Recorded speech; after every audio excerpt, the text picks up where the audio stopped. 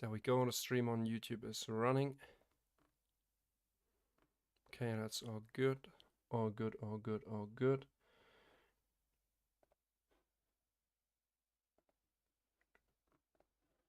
Right, let's get started then. Execution will happen on my phone today. I will let the Discord members know when I enter a trade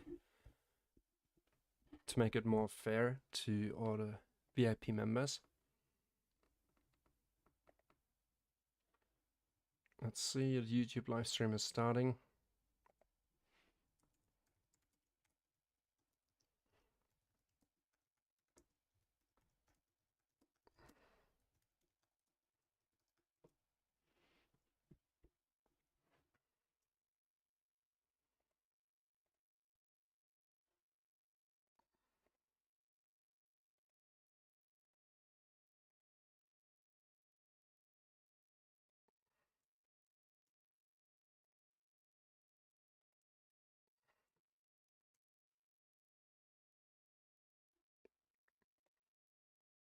All right, let's jump into trading view. So today I'm a little bit more hesitant than I usually am, just based on the noise we had during London and New York. I mean, we've been consolidating since the opening, so that's 14.5 hours straight consolidation. Not expecting too much to happen. Earlier on the Discord I mentioned that we're likely going to see a stop hunt high and stop hunt low to trigger both breakout traders above and below our consolidation. So longs have been tapped in. Once they have been tapped in, they reverse it back down to trigger shorts. And well, I wouldn't be surprised if we reverse back to the upside, but still playing it cool because of the FOMC news coming later in about 4 hours. Let's check out the 1 minute time frame, see if we could have worked with something here. Well, theoretically, yes, we had this little gap right here, overlapping with a bearish value gap. We shift structure, tap the fair value gap and continue lower, and from here on just pretty efficient price delivery up until right here. So right here we haven't reached a sell side liquidity pool here yet. Midnight open, short-term low, 8:30 open, and those equal lows as sell side liquidity for a nice scalp. Entry right here, and like in the video that's going to be published in the next couple of hours, I would have taken my entry like this, place it right here, stop loss 1.5 points, maybe give it 2 points or 2.5 points, target 2-to-1 risk reward 5 points, would have been hit very quickly. It's the only good opportunity that I see as of right now. Let's take a look at NASDAQ. So NASDAQ pretty much has been doing exactly the opposite. So let's go to the 5 minute time frame here on ES. While ES initially pumped and then dumped, NQ pumped and pumped again. So we still have that relative equal low sell side here on NQ that hasn't been taken yet. That's still up for grabs.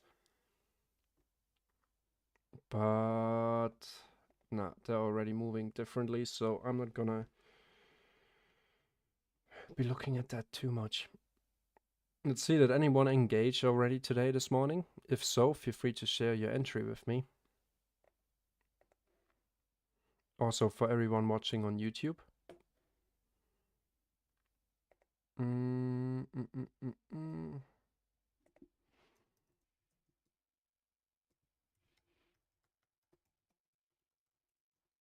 Let's tag all the VIP members.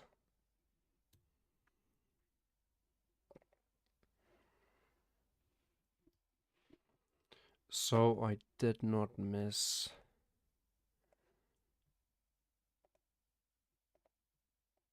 out potentially 9:35, 1 minute time frame. Nah. Let's take a look at NQ. I think Q once again delivered cleaner, like we said. Relative equal lows as target. It's heading lower, but I'm not taking an entry up there. 1 minute time frame.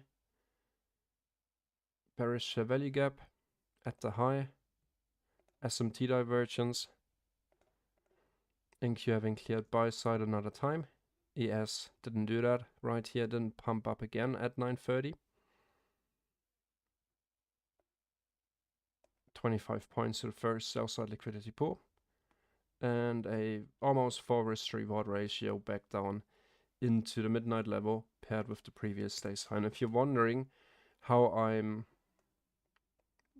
my overall trading technique, how I managed to become profitable with ICT concepts, I'm uploading a video as we speak. Let me go to my YouTube channel.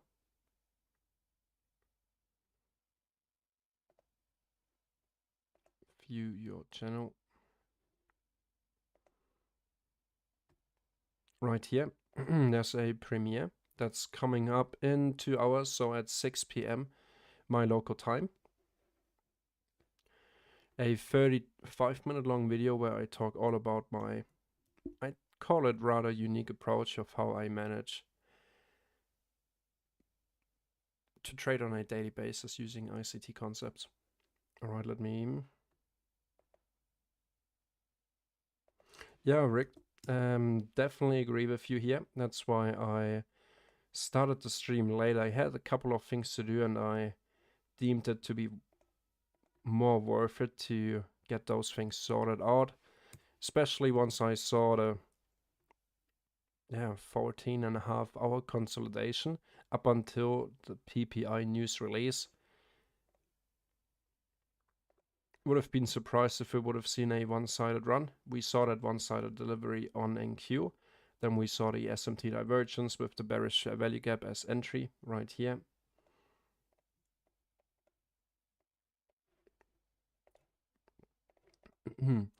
And that continued lower into sell side liquidity, the 9:30 a.m. low. Like we said, NQ made this high and pushed another time to the upside, while ES made a high right here at around 8:55. Same here for NQ. Then we swept sell side immediately on ES, but on NQ we actually had one more pump to the upside with a nice short opportunity right here at the high. So for NQ, we would be waiting for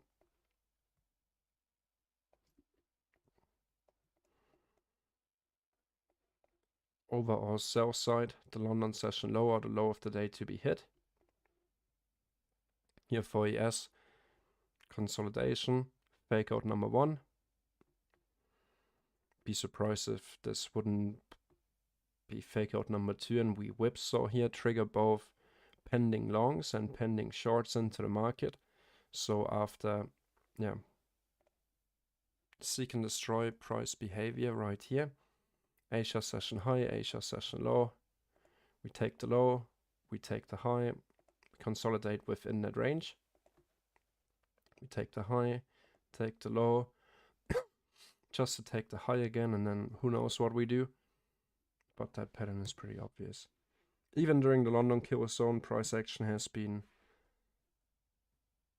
painful to just even watch. That's why I decided to stop watching it. 14.5 hours of consolidation. Basically within the Asia session range. If I would be expanding the Asia session range right here, we barely expanded it. We tapped it a couple of times, but only with 1-2 ticks, and I don't consider that a breakout at all. 3 ticks right here. So we can pretty much expand that over. Maybe extend it to the London session high, mark it out as our consolidation. Earlier on the Discord, we speculated that we could get a potential accumulation and then manipulation to either side, and then the reversal / expansion.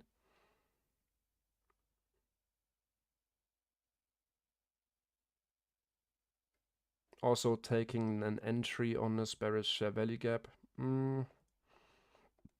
Well, not my favorite types of trades, because at this point in time we've already cleared our accumulation zone low and the low of the day. Then we get a bounce. Probability, in my opinion, is lower that we have to revisit this area again. It did work out in the end, but I'd say that would just be too much risk for my liking, so let's get rid of that. Not much technical analysis for me to look at or even to do, so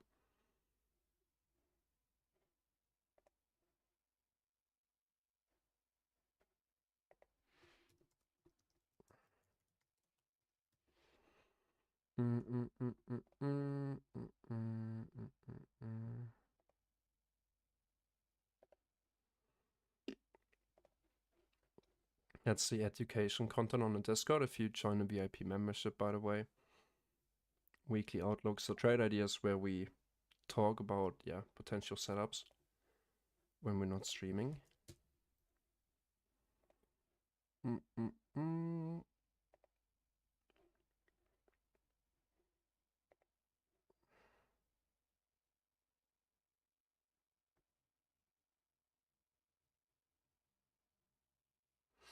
I'm only 99% of the time I'm only focusing on ES, because I really learned how to, as Agent Smith would say it, dance with ES. I found my dancing partner, and yeah, I keep on dancing with ES.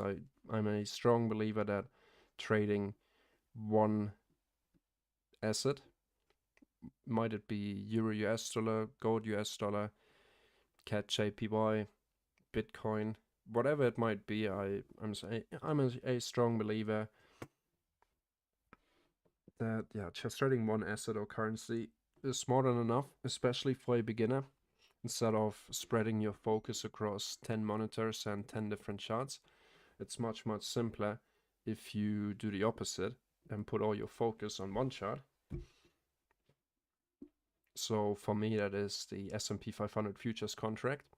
I've been looking at it for over 2.5, 3 years now, and I really have developed a good feeling of how it's moving, what patterns are most frequently reappearing or being printed. And just based on that, that's why I most of the time only look at ES. And for divergences, I also like to look at the NQ. Sometimes I even take trades on the NASDAQ, like for example yesterday during the live stream, where we took the breaker block setup right here that actually ended up delivering right here. That's where we placed our long entry.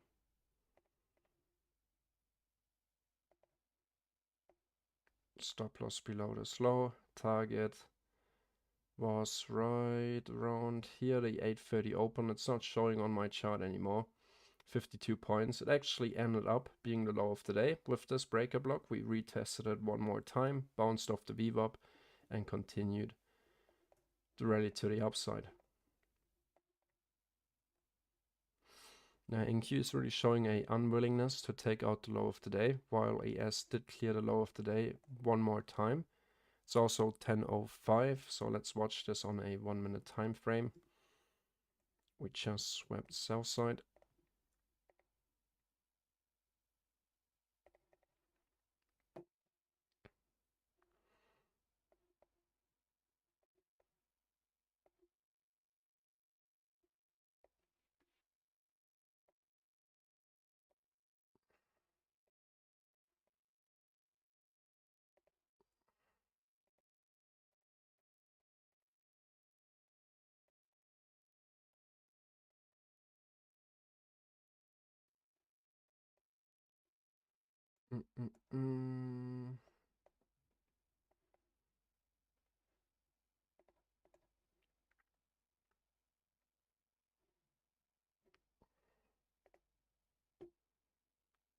I've been trading ICT for 1.5, almost 2 years now, I'd say.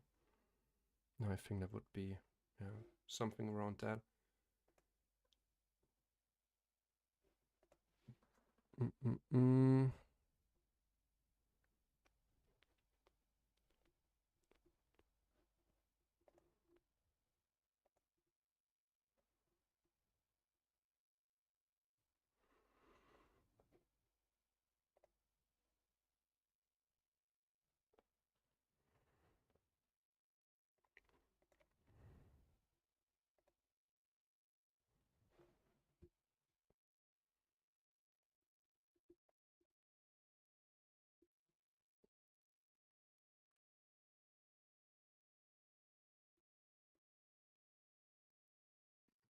Mm.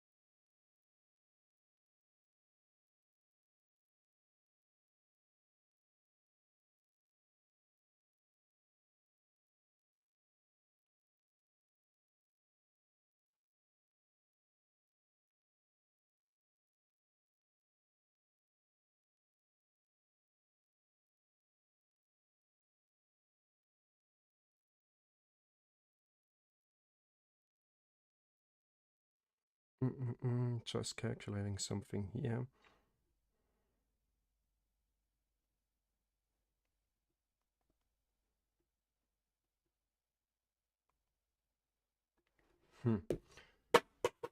Oops. All right, so I'm watching this bearish value gap here closely. It's my area of interest right now. We don't have, and we have a tiny little one here on the 5-minute that we could possibly be watching. Let me actually turn on my dear beloved VWAP. Check out the regular trading hours opening gap. Take a quick peek at NQ. Nope.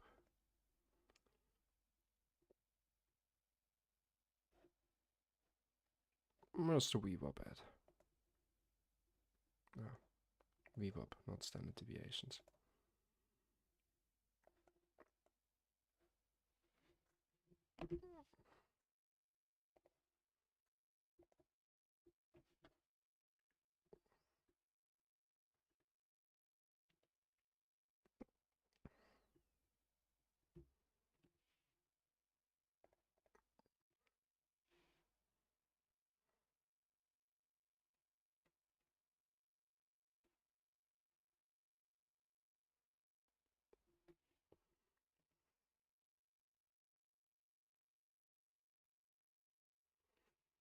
"14 seconds to go. At this point in time, looking nice.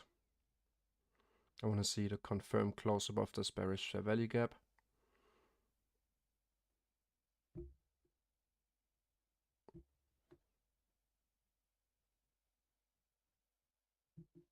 I think that's what I asked for.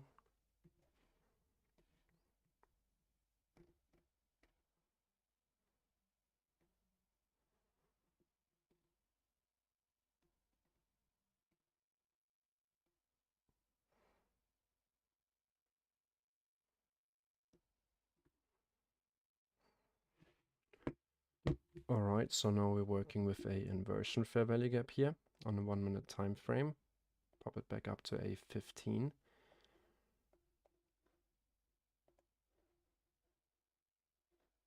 Let's take a look at NASDAQ. Also pushing back up. Rejection wicks to the downside. Now we're back inside our inversion fair value gap almost. I'm going to see this inversion fair value gap holding support in order to stay, or stay in my trade.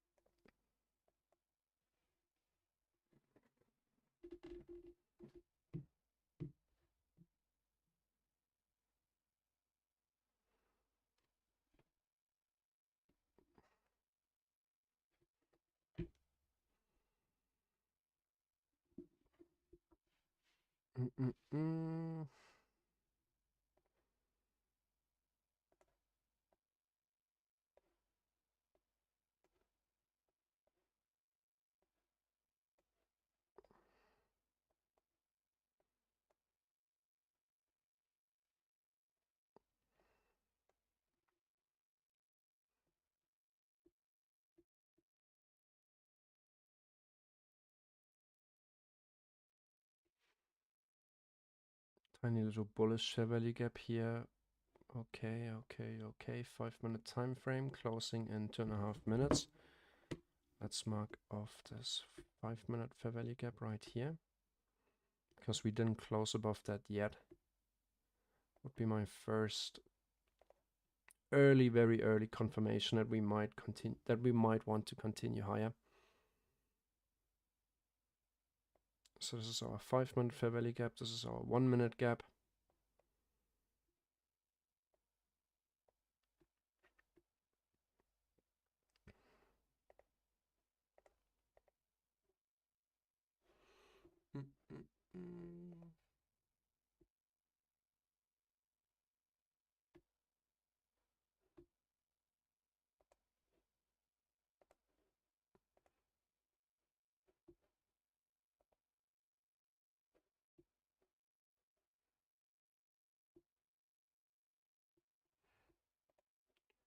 Nothing new over here. All right.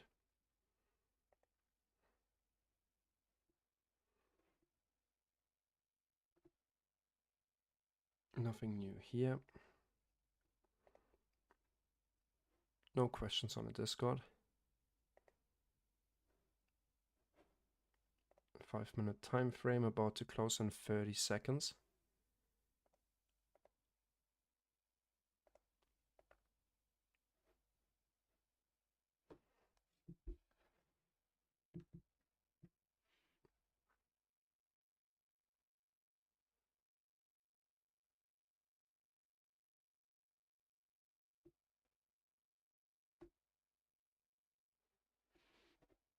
Seven, 6, 5, 4, 3, 2, 1, closed. All right, so we closed above our first 5-minute bearish fair value gap, turning it into a official inversion fair value gap now. Doesn't have to mean anything. It's a teeny tiny little one. I am looking forward to see what happens once we revisit the bearish fair value gap that we used at 9:30 to continue lower. The 9:25 a.m. bearish fair value gap, and then we be moving up higher into this bearish fair value gap. So if this trade idea plays out, it would have to happen rather quickly. Same way as we moved to the upside and then dumped. Now we failed to continue lower, wicks to the downside. Notice that. Bullish engulfing, close above our first lowest bearish value gap, looking at it on a 1-minute time frame. Break in structure. Right here. Just because it broke structure, it doesn't mean that it's inevitably going to play out. We're barcoding at a random area. I wouldn't say it's random, it's right around the VWAP.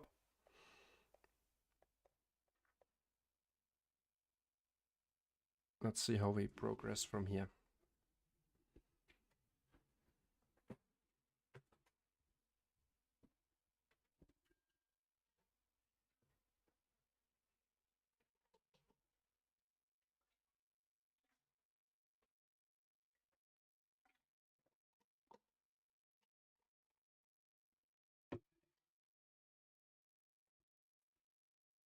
You can really see how all the candle open and closing prices are exactly at the same level. Open, close, open, close, open and close at exactly the same level. Open, close, open, close, open, close, another doji.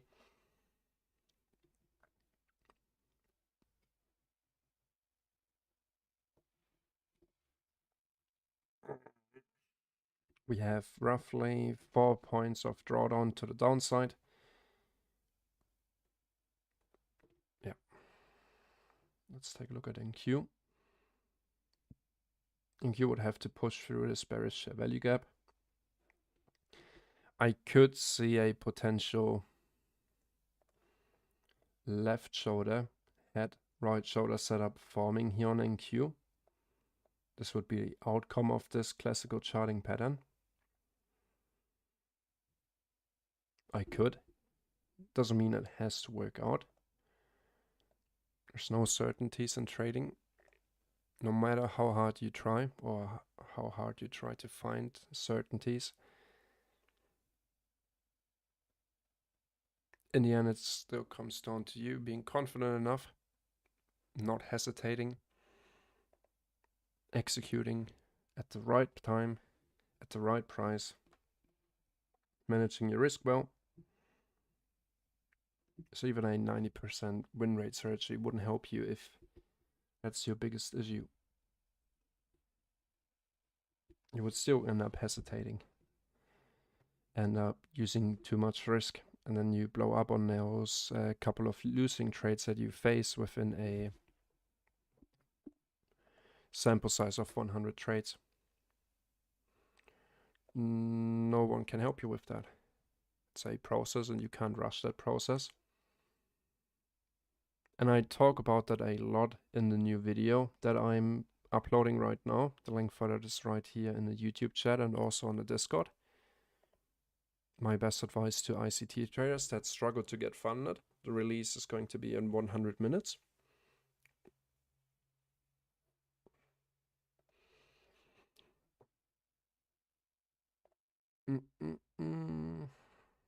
Nice, consistent growth of viewers. Thanks very much for joining. Make sure to like the stream. That really helps with the exposure for the stream. Let's jump back to trading view. Okay, we're already at the midnight level. Our first buy side target would be right here. I got in on my funding pips account. Not the perfect entry, but good enough. I think it will do the job.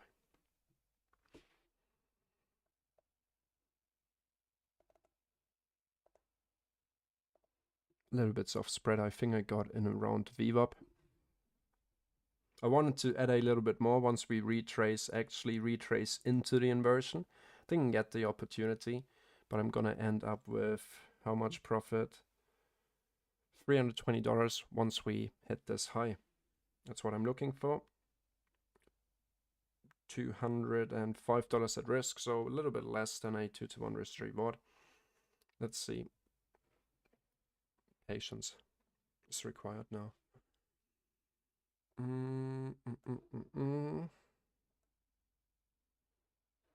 Good morning, Agent Smith. I saw you doing very well on your funded account.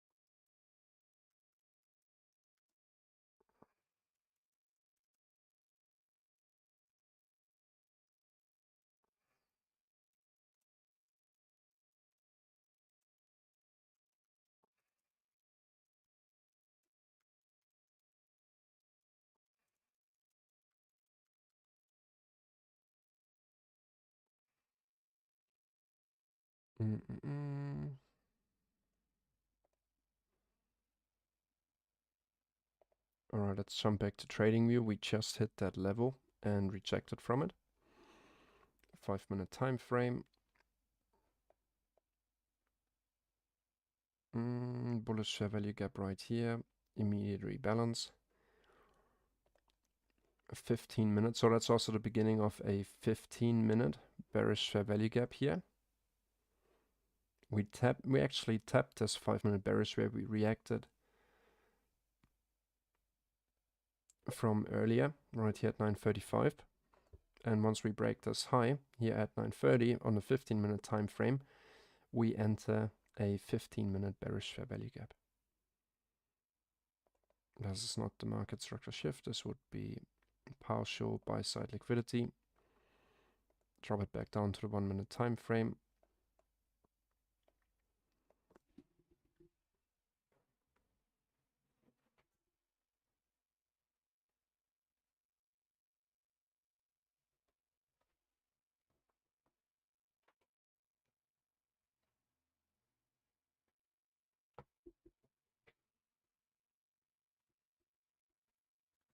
Back to the midnight level. And of course, like always, if you have any questions, feel free to ask me. That's why I'm doing these live streams. If you prefer to just chill out and watch me trade, then also feel free to do that. But the more questions you ask, the more opportunities I get to answer questions. So don't be shy, ask questions. And if you want me to look at a different chart, I can also do that today.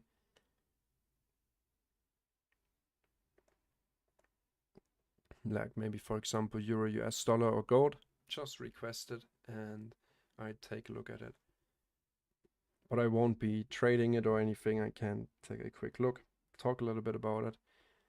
Like I said at the beginning of the stream, I'm a big believer in just trading one asset, maybe two if they're correlated. So for example, trading both the S&P 500 and NASDAQ 100, because yeah, they're most of the time highly correlated, and by that that can help us. We can basically pick and choose whichever chart we like the most. If we see a better setup on NQ than we see on ES, we can play NQ. If we see a better setup on ES than we see on NQ, we do the opposite one. And only if they're closely correlated. Like for example, trading Euro US dollar and the dollar index, the US dollar index. But yeah, most of the time you can't trade the dollar index, so I'd say for beginners, it's best to just watch one chart. Try to handle that first. Imagine you would land a job at a trading desk or at a regular job. Would they put you in front of 10 different projects in your learning phase, or would they put you through one specific one and then you progress? And you can always add more size and build your watch list up and make 2, 3, 4, 5 asset classes or 5 individual assets into your watch list once you've mastered one.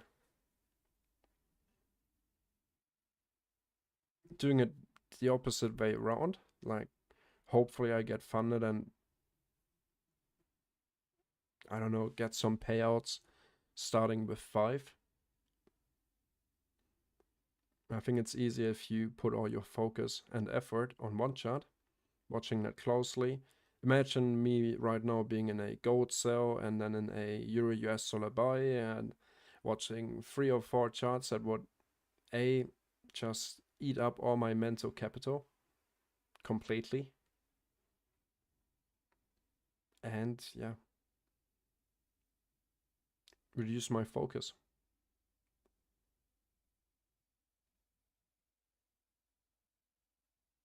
I prefer to be the master of one instead of the master of none. And then, because I used to do that, hopping around between charts and then, oh yeah, here's an awesome setup on gold and switching back to gold then, and then I missed the setup on EU or on the S&P 500 because I've been switching around. And in the end of the day, if I would have just stuck to one chart, I would have done much better. And that's when I decided to just focus on one. That's also when I started to see actual, better results, more progress, less mistakes, less emotions being involved.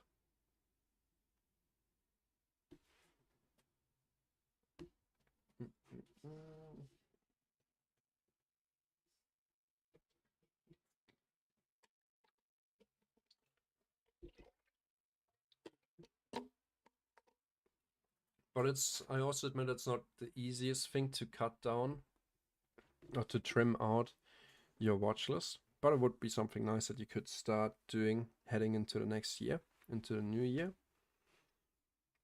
Not the easiest thing to do, but for some, crucial.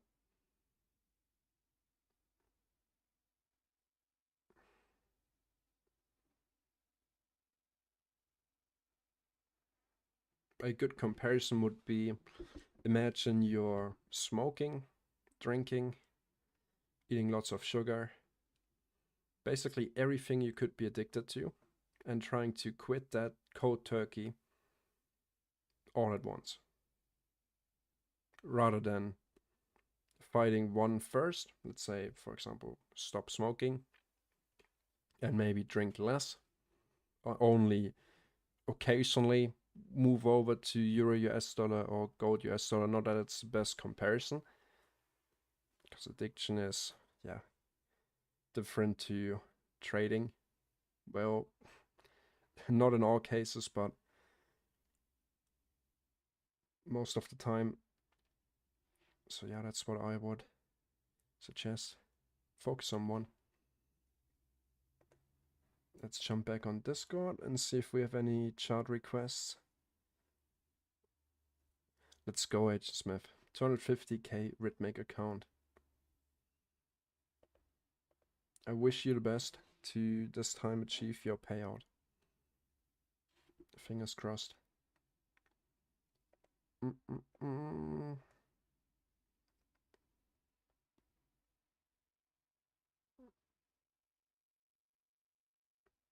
No, look at that.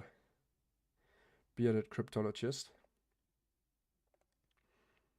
Haven't been tagged in yet. Yeah, I market ordered into the setup. So once I saw the clause above, with my CFD account, I started to be less afraid of taking an actual entry because I have much more room to breathe.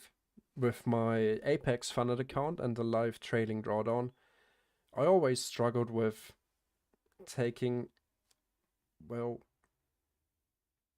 let's say with hesitating.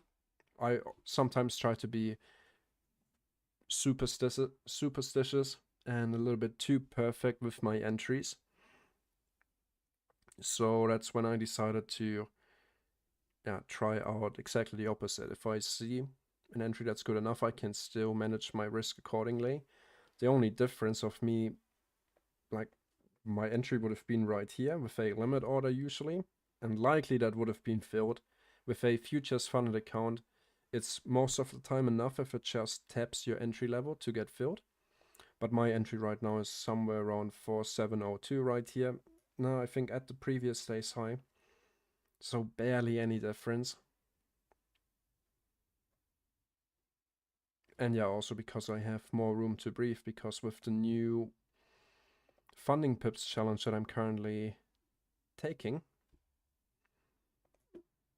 I know the trouble. It's sometimes gives me sleepless nights if you're trading and then you lose 500 and you were up 500 before. Now you only have a 1,000 or $500 margin left. That sucks.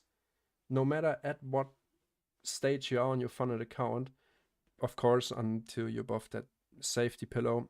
So once you're above that $2,600 on the Apex account or the Take Profit Trader account, for example, you don't have that issue anymore. Only if you have a couple of losing trades in a row. And that's really, I've been trading CFDs before, so I'm not new to that. I've been funded with my Forex funds, but once they shut down, I decided to move over to futures because I've never traded it and it looked really promising to me to execute on TradingView. But yeah, recently I made the switch, not the full switch. I wanted to try it out during December to see how well I can do on the funding pips challenge. This is an older one that I sort of tried to gamble. I didn't pass that, but this one right here, that's going pretty well. Let's go to the dashboard. And I really like the prop firm. That's today, and that's the weekly. Had a little bit of a dip, but we continued back up. Now I'm sitting at roughly 3.25% in profit. I have 60% more to go for my phase 1 profit target. Initially, I thought spread is going to be a big issue, but with funding pips, I actually have the lowest spreads in the entire CFD challenge industry, if we want to call it that. That's why I decided to sign up with them. I made a in-depth video about that, CFD prop firms. And the thing that I like most about them is that you have a 10% static max drawdown instead of a trailing drawdown. And the best way to compare it is with your Apex funded account, at least until you make it above that safety pillow or that threshold. It's like you're constantly trying to run away from your shadow. Doesn't work, we all know that. Until eventually, once you reach that safety pillow, and then, but the trouble is still there. And with your CFD funded account, your drawdown is locked in at 10% of your initial balance, and that's it. Don't have to worry about anything else. It's not trailing with you. You have a daily stop loss limit, but that's equivalent to your usual take profit trader or Apex trader funding overall limit. So if I compare them quickly, we made it above our 5 minute that we close above. No, not yet. Still in the trade. 1 minute time frame. Let's take a look at NQ. NQ is starting to roll over following our head and shoulder setup.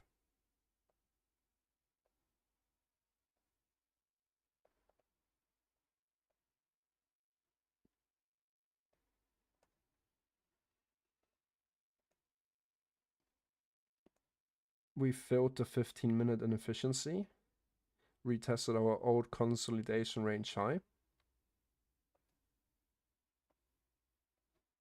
Taking it one step at a time. Back to the VWAP. Check out the 1 minute time frame.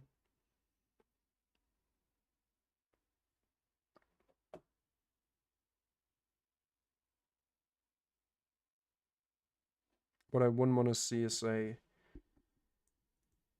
complete market structure shift with a close below. We can sweep and stop hunt quickly, but a confirmation close below would very likely lead me to take off some risk.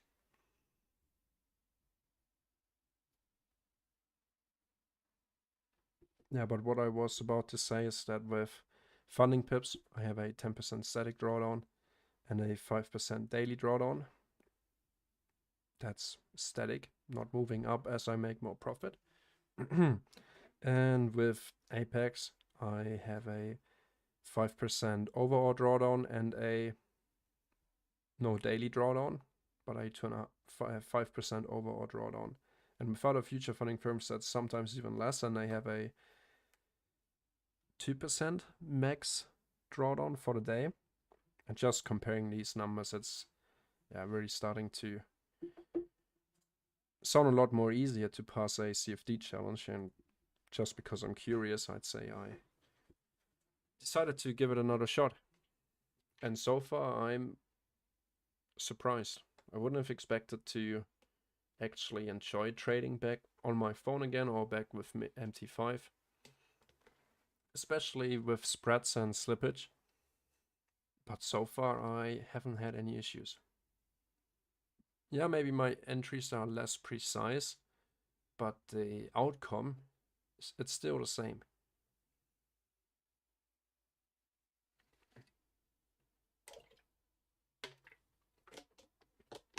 Both CFD and future funding firms definitely though have their individual up and down sides.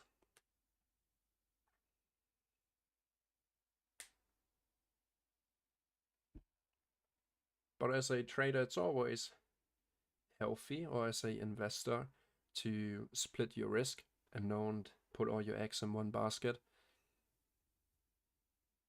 I mean, all you need is your phone in your hand or on your desk, And if you see the opportunity, you simply enter with 1 or 2 lots depending on your account size. And in the meantime, you're logged into your TradeOvate, Apex Trader Funding or Take Profit Trader account, and you execute on TradingView.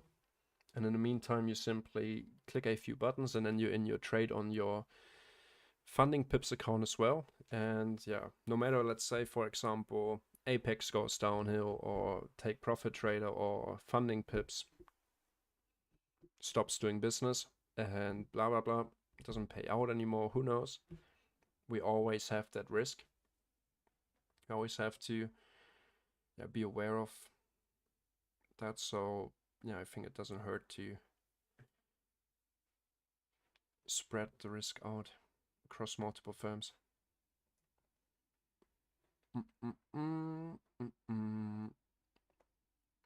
Take a look at NQ. NQ is pushing back up, bouncing one more time off the VWAP.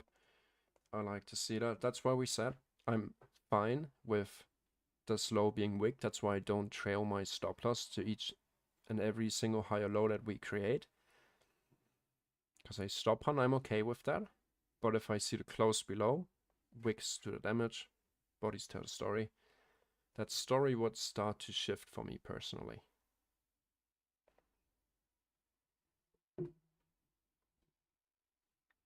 Well, I think eventually you have to forget them. If you too attach to a potential payout, blah, blah, blah, that might impact further payouts.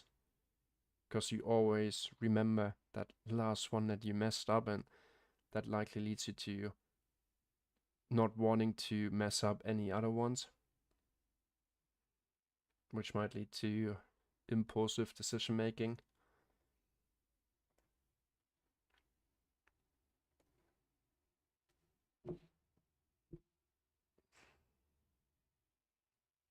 Yeah, trailing really, really sucks. And you only know how bad it is if you've tried it at least once.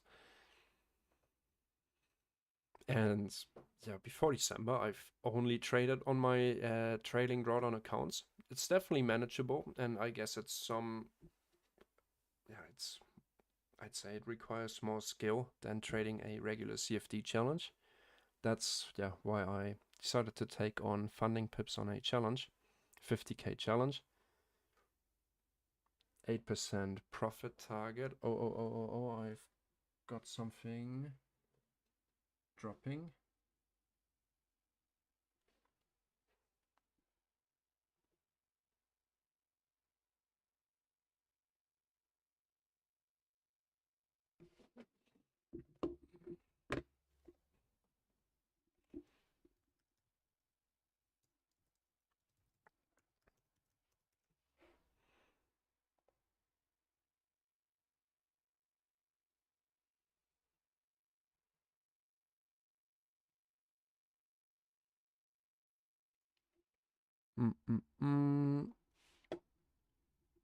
Made a new higher high. Let's see if we closed above our 5-minute. No, not yet.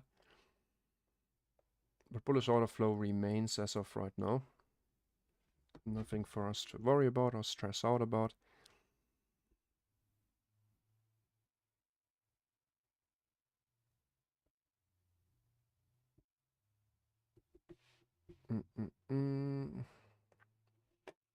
Just let me check something. Nope, nothing new here.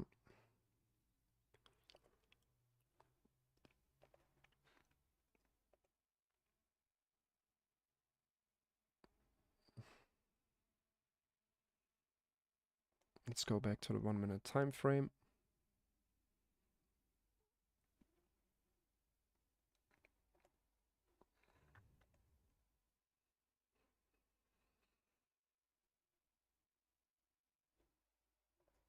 Nothing new here.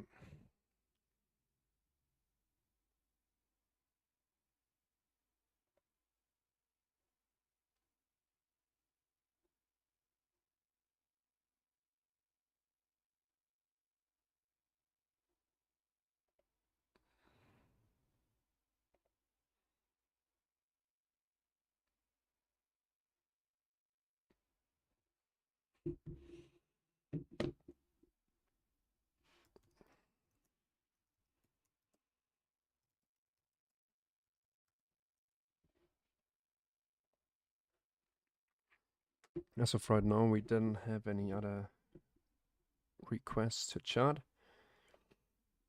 Therefore, we're just gonna watch. Yes, yeah, I'm enjoying your live stream. This is the second one I have listened to. I'm looking for your TV, for your trading ICT all-in-one chart indicator and don't see it. How do I get access to that? Simply by going into our video description right here and then heading over to our ICT all-in-one indicator link right here. Then you end up going over to our wop.com shop. And by signing up to the ICT all-in-one, is there still, there's a, no, right now there's no discount because we're just coming out of Black Friday. But I will make sure that I get one up for Christmas. I'll drop it today.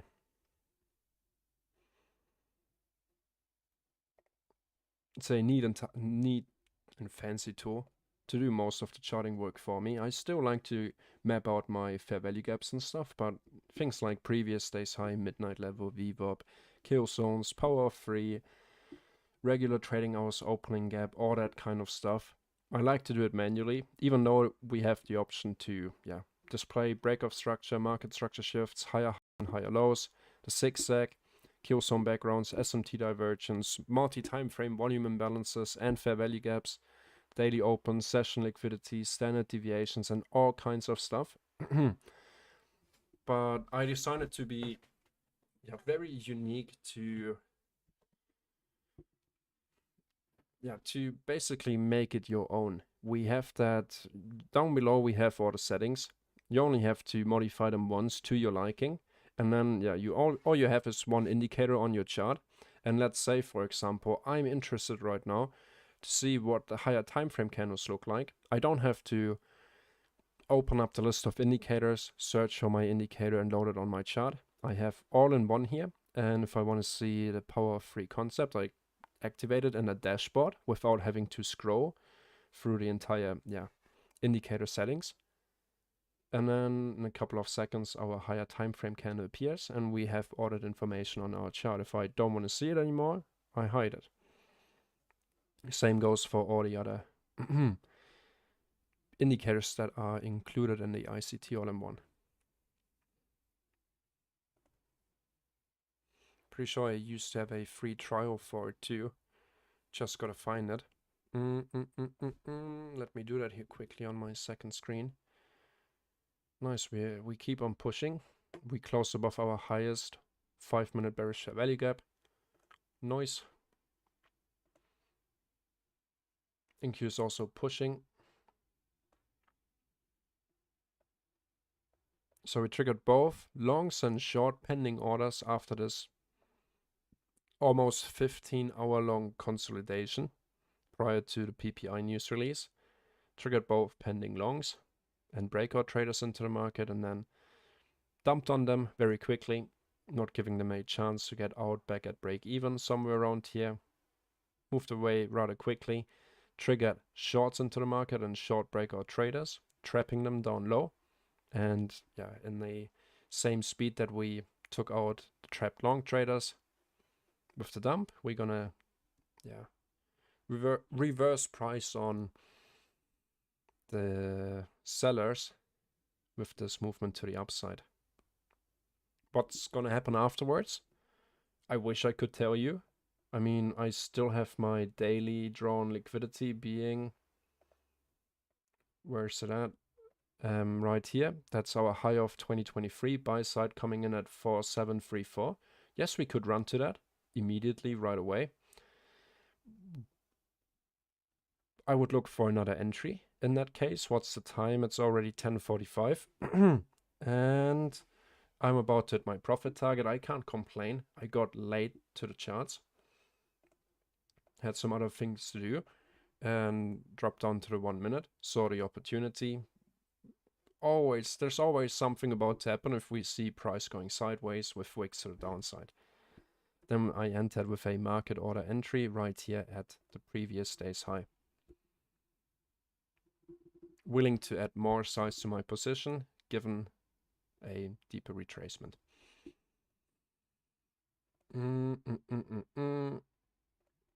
And well, I don't know if someone would ask me what ICT concept or model I've used for that entry. I always have a hard time answering that question. It's not as simple as picking one and, oh yeah, that's the one. That's one I used. I like to say or argue that I'm using the language and the knowledge that he shared and kind of made it my own. Because in the end of the day, everyone's watching or looking at the same chart, but we all have a different, we all interpret it in a different way. And I think it's coming down to that interpretation that's leading us to take trades. And it doesn't matter how you interpret it. I mean, there are profitable traders out there trading with indicators and supply and demand, support and resistance, classical charting patterns. So I think it's hard to say that ICT concepts are the holy grail. They're definitely a good way to look at price action and use it to interpret price. I'm talking lots about that also in that new video that I'm uploading right now that's coming out in a couple of hours right here. My best advice to ICT traders. But yeah, that's my opinion. There's no one-way solution. If that would be the case, well, everyone would have to trade with ICT concepts in order to be profitable. Yet at the same time, many people try to trade ICT concepts and are still not profitable. So that really doesn't go hand in hand with each other. So, I don't know, it comes down to your interpretation of what price is up to right now and acting at the right time, at the right price, with good risk management in order for you to be profitable. And that's just simply going to take a while. It's easier if you focus on one. Let's imagine I would be jumping between 5 or 6 different charts right now. The chances for me to miss out, to place my market entry right here and then to FOMO into this trade and then it's looking like, oh, we might reject here, blah, blah, blah, would be much higher than if my whole focus is set to ES1. Let's see on the CFD chart, 255, where we at? Almost at take profit target.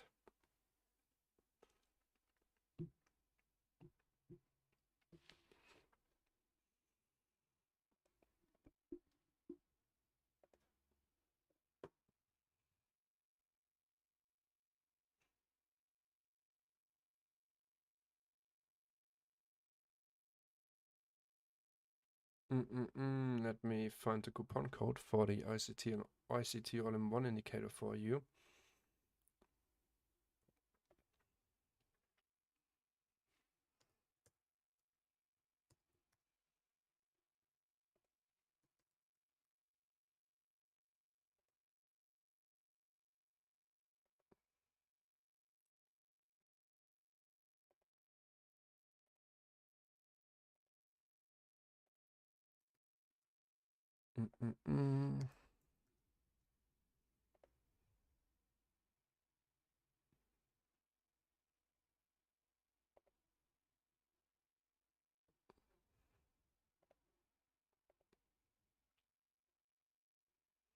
Yeah, so simply if you go on our bob.com shop and at checkout, you use the code, where's the link? Right here, bob.com/accumulation-zone. Click on subscribe. I might already have access to it, so it won't let me. And there's a 25% discount running at all time for the ICT all-in-one indicator until the end of the year. Let's see if it wants to load up. But by simply typing in all capital letters ICT. Yeah, screw that. Streaming on Discord and YouTube, that usually takes, or is exhausting my laptop here. I also, starting next year, I won't be streaming every day on YouTube because it just wouldn't be fair to all the VIP Discord members. I will be streaming maybe 1 or 2 times on YouTube for free per week. yeah, during the New York session. And all the other streams are going to be exclusive to the Discord community. Otherwise, that wouldn't be fair, really, would it?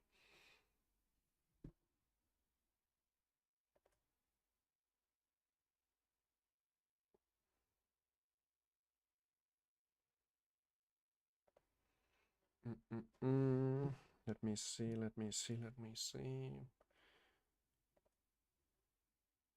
Also, at the same time, trying to participate on a Twitter giveaway where I have to be quick entering a specific code.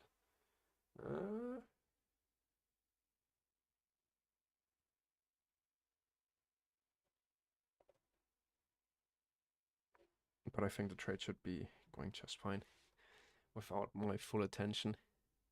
My risk is already managed, my stop is set to break even, and my target is right here at this buy side. Let's take a look at NQ. NQ is starting to roll over. I would be quite surprised if we don't take out buy side, but who knows.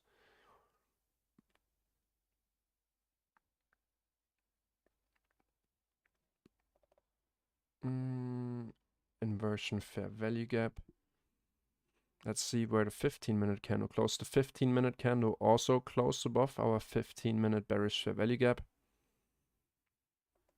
5-minute time frame, let's stick to that. And flip all these fair value gaps into inversion fair value gaps. This buy side has been hit.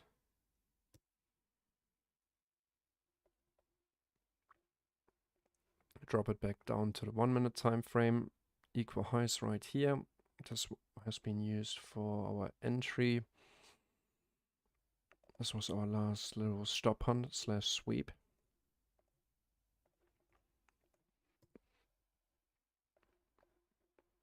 We used that to enter.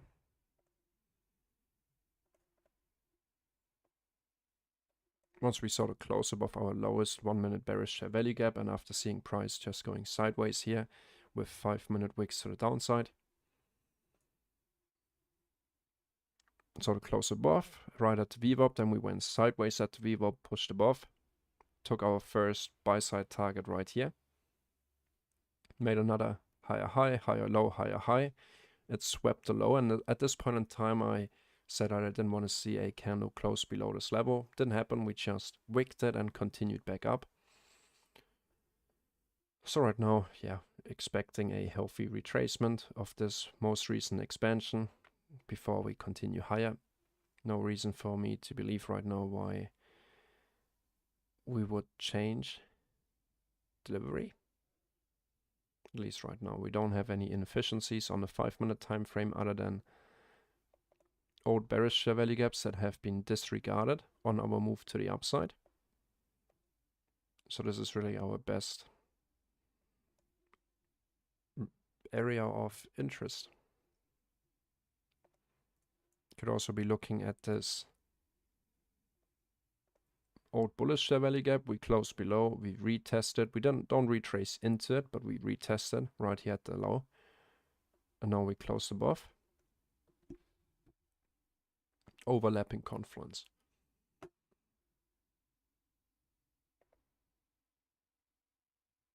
Let's go.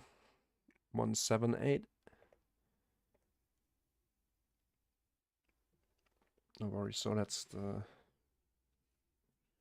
oh. The code's here. The code's here. What's the code? Screw the trade. Irini Simp.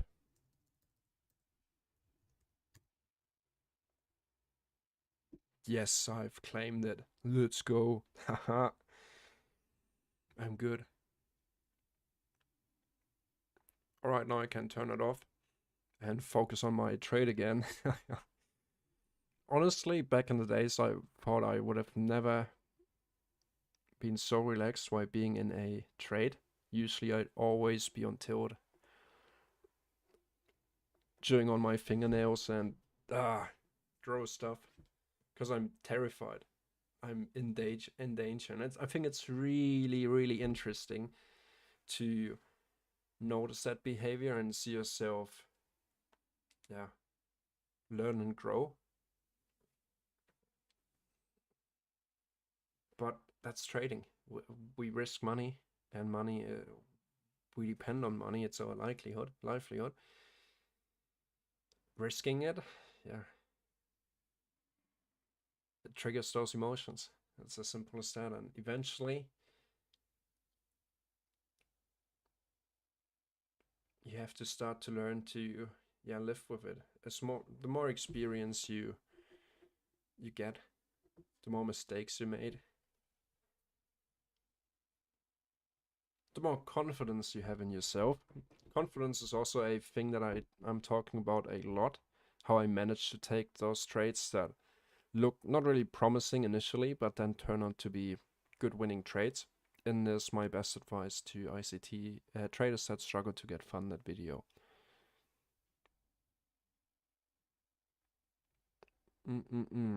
Aired in 61 minutes.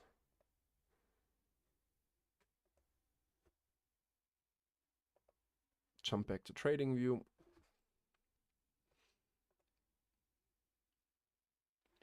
NQ retested the VWAP another time. Jump up to the higher time frame. Stop is already at break even. Entry came in right here. Yeah, so nothing at risk anymore.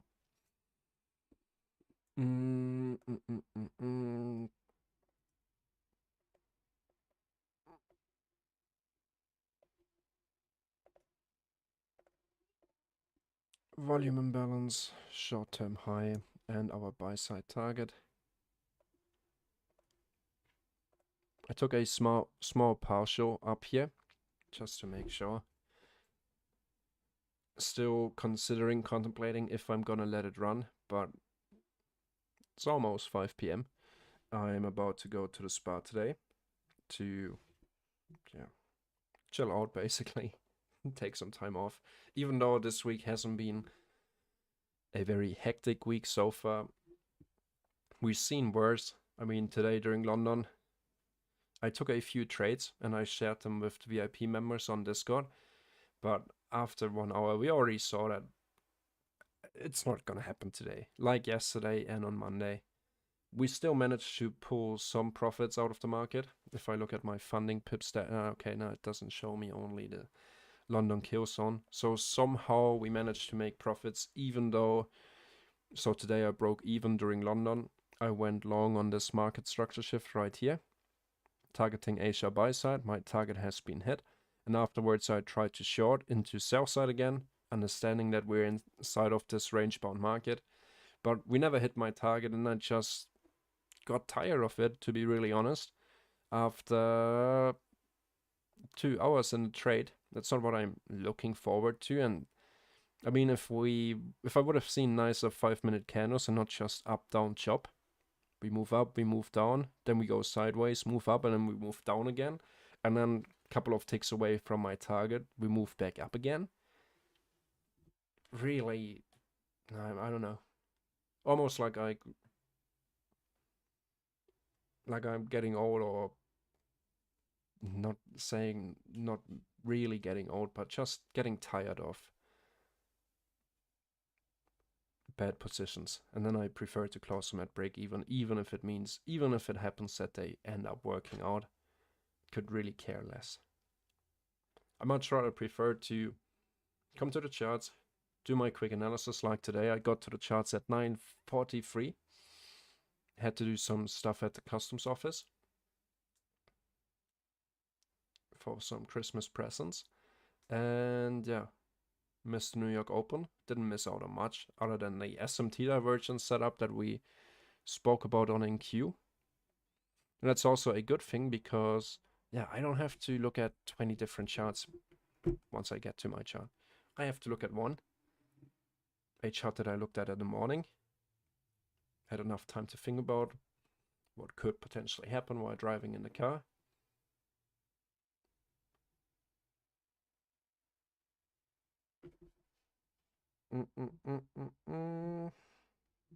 Yeah.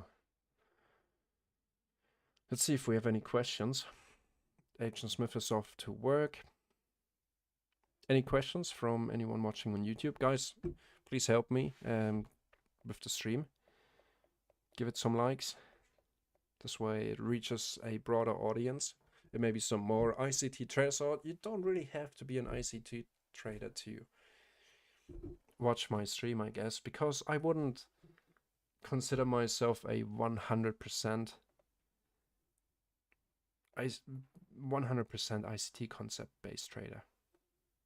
I would like to say I'm somewhere around 60 to 70% ICT concepts, 15 to 20% just common sense, and the rest of it I'd say is experience. After making dozens of mistakes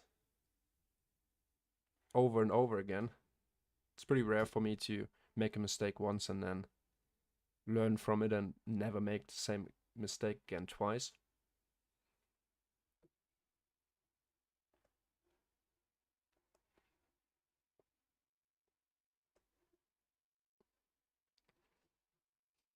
Let me check out my MT5. No, didn't hit my take profit target yet.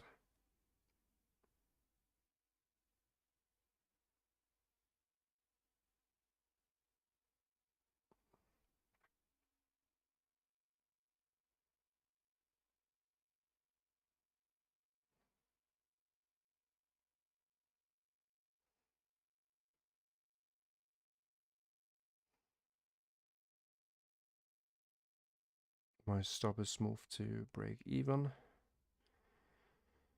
Another cool thing about CFD firms is you don't end up paying commission.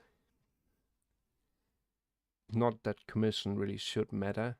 It only matters if you are taking too many trades, really. Then you actually start to notice the effect of commissions with a futures funding firm. But in my opinion, if you overtrade, then commissions aren't your worst problem. Overtrading is.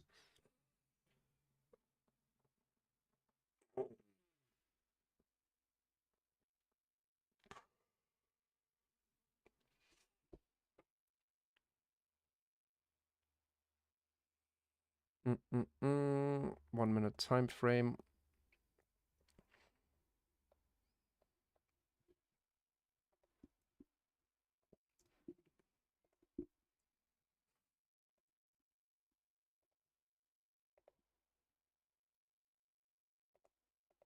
Short-term high cleared. What we wouldn't like to see is a break below this short-term low as a potential market structure shift, or at least a close below, like we saw it right here. We had the potential for a break in structure here as well, but we only happened to sweep the low before we continued up higher. It's a little fake out move.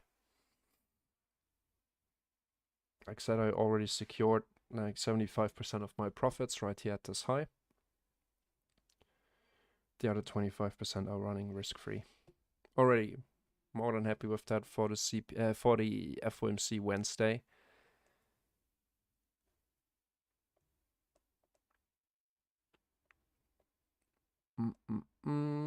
Let's take a peek at NQ here. Q really struggled to go higher. That head and shoulder setup might still play out, but in that case I would have preferred to see ES to form a higher high, and then we would have new SMT divergence between ES and NQ. NQ leaving behind a lower high, ES forming a higher high, and with highly correlated assets or indices, we can actually use that as to our benefit and take a short with more confluence on ES. You always want to trade the one that took the targeted liquidity pool. Alright, we actually happened to close below. I'm done for the morning session, but for the sake of the live stream, let's see if we can get in on the breaker block / bearish fair value gap. Target, well, I don't know, even though it's FOMC, we haven't been moving a lot in terms of points. If we look at the 15-minute, Right now, all we did was chop. This morning I was talking about it. Also in that, don't want to shill it too much. We get the idea, but I also talked about it on this new video. Might be a little bit too late for that. But all we do is whipsaw right now. Go up, go down, go back up. Eventually we're going to expand in one direction. Keep in mind we have our FOMC news right here at 2 p.m. But I wouldn't, if you want to trade post AM session, which for me goes until 11:10, so that last macro between 10:50 and 11, then I would be looking at the 3 p.m. until 4 p.m. timing window, that last trading hour of the New York session overall, what some people refer to as power hour. Like for example yesterday, power hour, 3 p.m, bullish share value gap with another expansion further to the upside. This is pretty rare. We don't see this happen a lot of times, because most of the time, if we're already towards the end of the day and we have been expanding all morning long, then usually what we see is a retracement back into the range to leave behind a wick on a daily candle. Yesterday we didn't see that, and then we started out right here at 6 p.m. again on Tuesday, New York local time, and started 14.5 hours worth of consolidation, and that's already something. It's ages ago that I have seen a London range barely expanding through the Asia range. Like, really rare. That's why I had no issues at all missing the New York Open or the news event. Daily time frame, like said, drawn liquidity would still be the high of the year. We could simply wick that on FOMC or push above that and then drop below. And eventually we're gonna see a retracement. Right now I would say they're laying the trap for more traders to go in long, like they did it on Bitcoin. With Bitcoin, it's just a lot easier, I'd say. They push it up, more and more retail gets in, more and more people trade with a 100x leverage on their exchange, and the exchange has all that data. So all they need to know is they have to wait until enough money is accumulated, and then that's usually when we see the flash crashes to like most profitable area where most of the leverage traders get stopped out or get liquidated, basically. Same thing across all markets. 1 minute time frame. We hit our bearish share value gap and we tapped our, well, somewhat breaker block. Of course we could go down to a lower time frame now. I'm a fan of, well, that recently changed also because I don't have to worry about my trailing drawdown anymore with the funding pips challenge. I used to be very specific and very precise with my entries. Like, I would let this trade go away and potentially hit VWAP or some profit target, let's say 5 points. Well, 5 points would be rather tough to score here. I still think we might want to continue into the SPY side since we have left that behind. But sometimes I used to be like, I want to get in only on this bearish share value gap. Even if we fill that one below that, I'm not going to take an entry. And the real difference between an entry right here and an entry right there is 25 bucks. Like, I can't spend that, especially if I have a 10% static drawdown like I have with funding pips.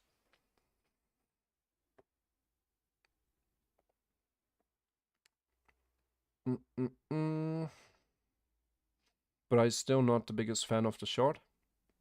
I'm still also partly long with 25% of my position.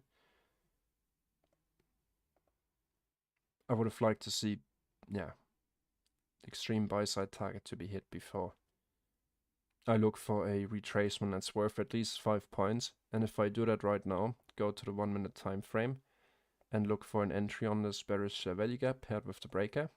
Stop loss, let's say 1 tick above the high for a 2-to-1 and a 2.5 point risk. It would have to drop back below to the previous day's low. Not that I think it's not possible, but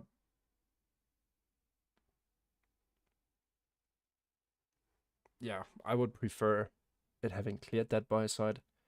Otherwise, yeah, I just scratch the idea and don't enter. Would have been a perfect setup in my opinion if this time NQ would have been too weak to push above buy side. NES would have been a stronger one. And then we collapse.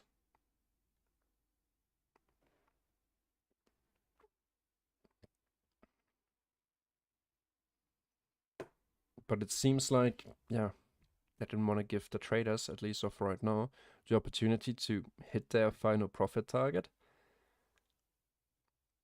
Let's take a look at the volume profile here actually. That's also how we can, yeah, see where most of the volume has been put in. If we look from, let's look at this range right here. Majority of the volume has been put in here. Lack of volume, another high area of volume. Most of the time retail traders like to jump in right at the high because that's really when that maximum FOMO hits you. Like, alright, I missed it. I missed to get in on here. Alright, no, it's really nerve-wracking. I don't want to miss it. Okay, let me just take a quick scalp into buy side. And that's usually, well, it depends on the order book and all that stuff. But I also don't want to make a rocket science out of trading. It really isn't. It's just about you and your risk management.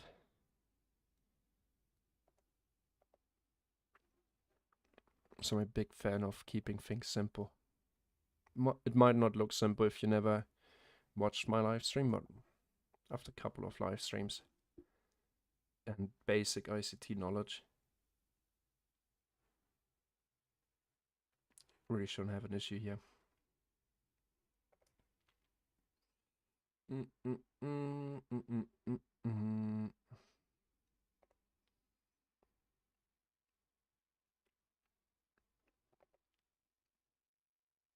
By the way, if you watched yesterday's live stream, we can also recap that a little bit.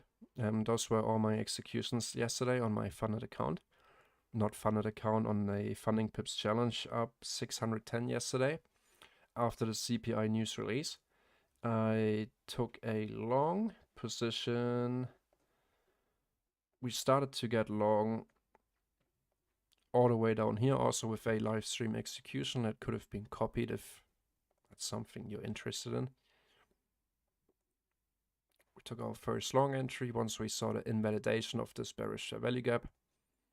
I talk about how I'm confident enough to take these setups in that new video, targeting buy side, so right here for 8 points. At the same time, I traded NQ off a breaker block that actually ended up being the low of the day, but you never know initially. Like, we could have placed our stop loss at the high for a big win, but the chances for that big win, it's much lower than a quick run for 8 points. 1-to-1 risk reward. I'm not against a 1-to-1 risk reward. I welcome them if the opportunity presents. Much higher probability or win rate on my 1-to-1 risk reward trading setups. Then we took another entry on stream right here of this bullish fair value gap. And that's where it gets tricky, because we decided that we took an entry right here of the 50%. That was all done. That's not the 50%. I think that's where we got the entry in, roughly. Doesn't matter anyway. Our safety stop loss, and I can't stress it enough, safety stop loss has been placed below the slow. So in the worst case, if we get wigged out, we don't blow up our account. But the main reason I enter into this trade is because order flow, right now, I don't care about what happened 2-3 hours ago. I'm talking about right now, in the moment, order flow is bullish. There's no sign whatsoever why it should change anytime soon. until we get that change in the state of delivery. Up until then, we're bullish, period. Even if I don't want to talk about all the topics that I talked about on my new video, because I'm also talking about this example. Simply what I did, place my limit order, and I said, if I see the close below my entry bullish share value gap and the midnight level, which was just right here, and the previous day's high, I'm going to close the trade. So this way, I'm not taking a full 5-point stop out, waiting it to hit my stop loss. I took a 2.5-point stop loss, which is half of my anticipated stop. And I'm happy to even close it here, because very rarely, I'd say maybe 2 to maximum 3 out of 10 times, when we close below my entry fair value gap, we actually end up continuing higher. So I prefer cutting my risk, taking that small loss. I'm fine with that. Not even 2.5 points, instead of watching it hit my stop loss. And what happened afterwards? We got a nice pin bar, rejection, bullish engulfing candle, closing right back at the high of our bullish share value gap. And I did it again. I entered again, let everyone know on VIP chat that I'm in again. I targeted 5 points. Once again, for not for a 2-to-1 risk reward. Initially, I played with the idea of holding it, but well, I didn't end up doing it. and that's that. I decided to go for 5 points because I already had a win here, a small stop out here, a win on the 1-minute time frame right after CPI news. Not trying to be greedy. Another 5 points back. And then what did we see? All right, we hit my 5-point target. We moved away. This way I don't have to sit for a trade, seeing it in profit by 5 points and now being back in drawdown. Very likely most of us tend to close the positions at that point in time, because they see their unrealized P&L go from green to red, and then they just don't want to lose it. And statistically speaking, most of us close their position just before it turns red, or move their stop to break even. So I spared myself of that emotional roller coaster ride. We retested our bullish share value gap, and then also look at the time, 1 p.m. Got a nice movement to the upside, leaving behind a new bullish share value gap. And I did it again. What do I have to lose? Nothing. Exactly. Placing my stop loss just 1 tick below the slow. Targeting once again another 5 points. And I'm done and dusted for the day. Without any stress. But I talk about that more in the new video. And I promise you, that's going to be the last time that I'm talking about the new video. It's also, we're getting closer and closer to the end of the live stream. So now would be the perfect time to ask me questions here on YouTube. And also, Kuch, if you have any questions on Discord, please ask me.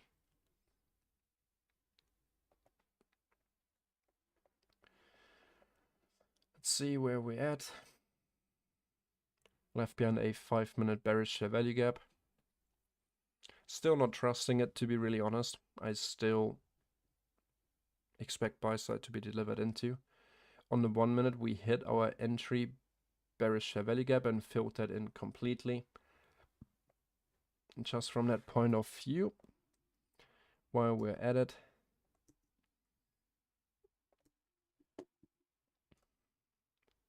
this is our bearish share value gap we use as an entry. If we get to close above, sorry, I would be out.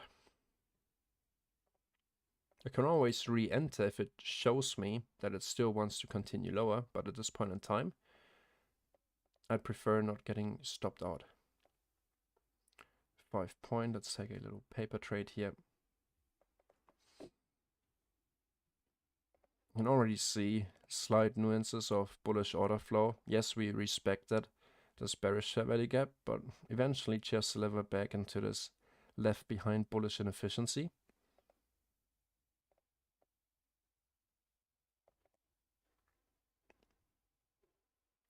Let's say that's just my anticipation bias that we're gonna run this buy side. If you're in a short, don't let Don't let anything of what I say screw with your analysis. That's the worst thing you could be doing.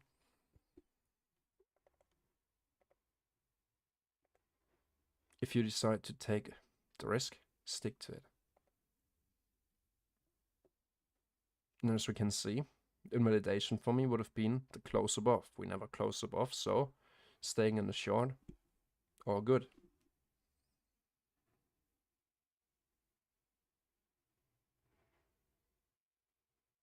Also slightly biased because I still have a quarter of my position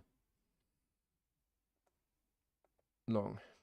You can see that NQ is really showing that weakness, and within the bigger picture, head and shoulder setup that we've been talking about, left shoulder, our head, and our right shoulder right here, we actually formed another fractal left shoulder, head, right shoulder setup to continue to deliver into our low of the day sell side liquidity from 2 a.m. basically. That's what I say if you ask me what type of a trader I'm not 100% ICT based. I'm 60%, 30% common sense, 10% all the other things I picked up on my journey. They're not super easy to forget, and I started out with classical charting patterns. And if I see them, especially a head and shoulder setup, hell yeah, I'm gonna take it. And we see they keep on repeating. Of course, they don't look the same all the times, and ideally you merge them with ICT concepts to even increase your probability and your confidence in the trade. Then right here, okay, we have a bigger picture head and shoulder setup, this being our right shoulder, and within our right shoulder, we have a fractal left shoulder, head, right shoulder setup combined with a 5-minute bearish share value gap that we could have used as invalidation. Target sell side, target the low of the day, done. And to top it all off, what would have been nice if ES would have taken that buy side, paired with a SMT divergence between ES and NQ. NQ forming a lower high, ES forming a higher high, and then rejecting. And then just keeps on whipsawing it. Traps longs, liquidates them, traps shorts, liquidates them, and then once again trap longs. But this time not offer them the chance to hit their full take profit target. Instead, they want to hit their stop. Anyway,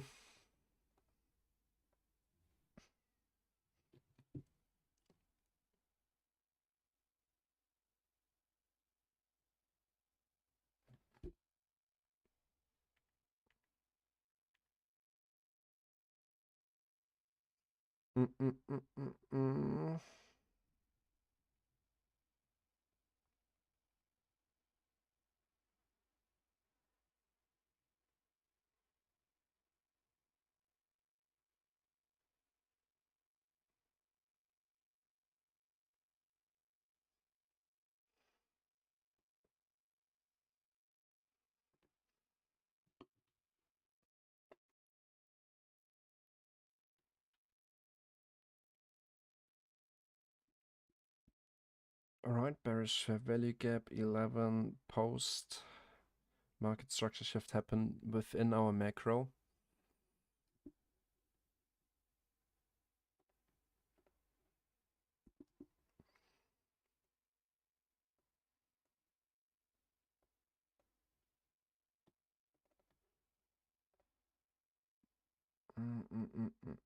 Inversion fair value gap. Let's see if we have any more questions, because I'm looking forward to end the stream here. I hope some of you got into the short, or at least in the long that we took here at the beginning of the stream. Rest is getting stopped out at break even right here when our paper trade short would hit its take profit target. We'll see. I let it play out. Nothing at risk here anymore, so why not give it a chance to come back up. Stop loss right here at 4701.5. All right, no questions on YouTube. Then I'd say it's time to skip the advertising and say goodbye. I'm giving it a little bit more time to ask some questions. Did ICT stream today? I wonder.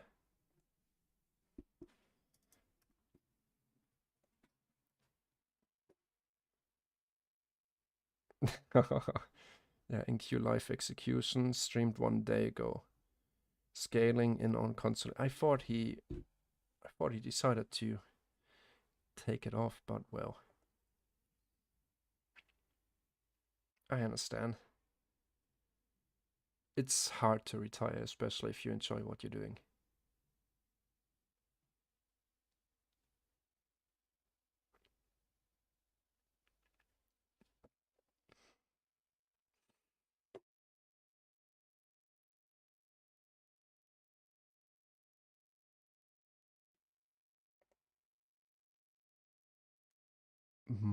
Mohawk farming.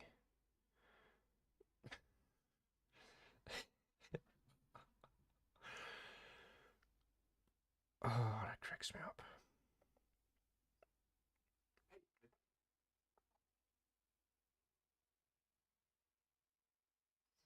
ICT took a loss and then immediately jumping into the long position. Going with the flow, not forcing himself to stick to a specific daily bias. So you would assume that ICT had a bearish daily bias right here because he's going short. And yet, right at the time he's going long again, that would completely fade the idea that you have to stick to a fixed daily bias in order to be profitable. And that's exactly, sorry, guess it wasn't the last time where I'm talking about it. What I'm talking about right here, and my best advice to ICT traders that struggle to get funded.